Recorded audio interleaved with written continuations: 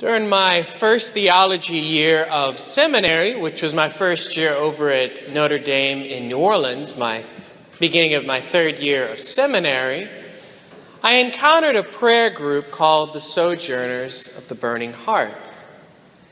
And it was my first time encountering an amazingly holy group of young men and women. And on top of that, many of them had some remarkable spiritual gifts. Some of them had the gift of tongues. Some could readily discern spirits. And there were many others that had gifts. Being that I was young in seminary, only in my third year, I began to feel myself becoming jealous and envious toward them at times because I did not have these gifts. I thought that my own holiness and the depth of my own spirituality must be deprived because I did not have these spiritual gifts. But I remember a little while later, as I was driving on the highway, I had this powerful encounter with God. He posed to me a question about what it is that I really wanted. To have these amazing spiritual gifts or to be able to readily express His love. Well, I thought about it because those spiritual gifts really intrigued me. They were this new part of spirituality that I had never really experienced. But after a few minutes, I reflected, Lord, I think it is more important for me to reflect your love. And I just got this sense of God smiling and knew that I had answered correctly. Because God was trying to remind me that the greatest gift that I can offer to Him and to others is to reflect His own love. Any spiritual gifts are tools to assist in that. They are secondary to it. And of course, we know this is echoed in the great hymn of love by St. Paul in his letter to the Corinthians, in which he says, if I speak in human and angelic tongues, but do not have love, I am a resounding gong or a clashing cymbal.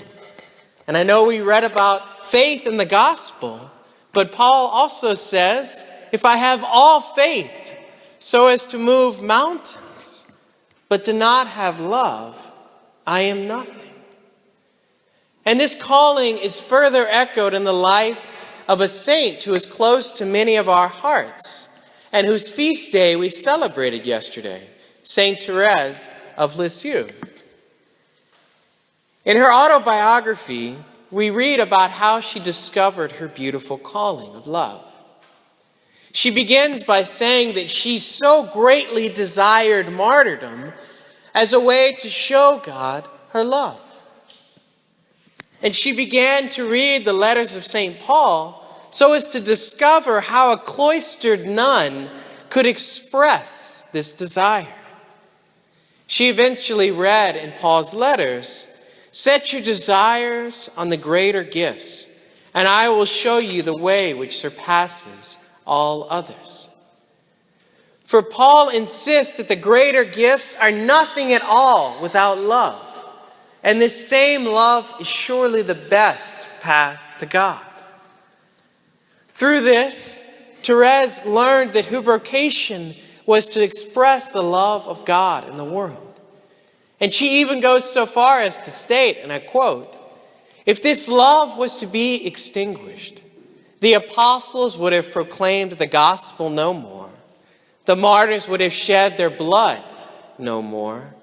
I saw and realized that love sets off the bounds of all vocations, that love is everything, that this same love embraces every time and every place. In one word, that love is everlasting.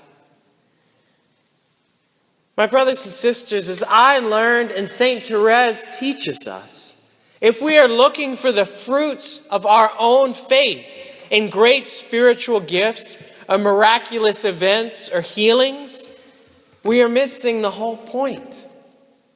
Because it is through our faith that we come to be like the very author of our faith.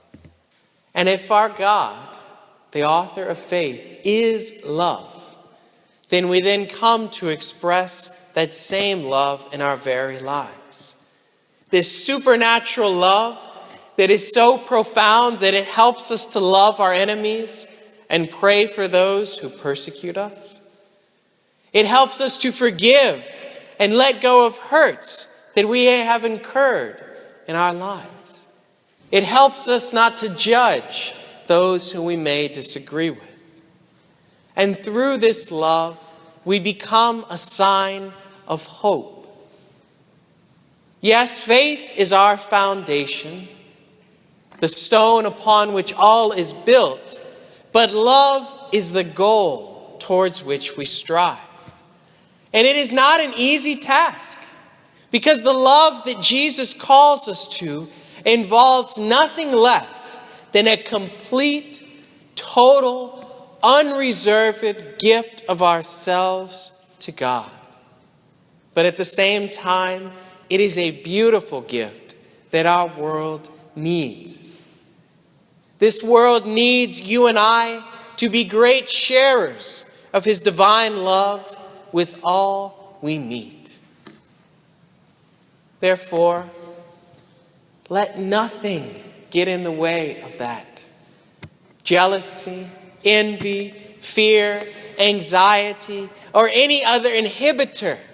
Let none of those prevent us from coming to the Lord unreservedly this day. For He is calling us to be, and the world needs us to be, messengers of His love. Let us be those signs of hope and those messengers spreading the good news of great joy that we have a God who loves us. And let us share that same joy with a world so desperately in need of it.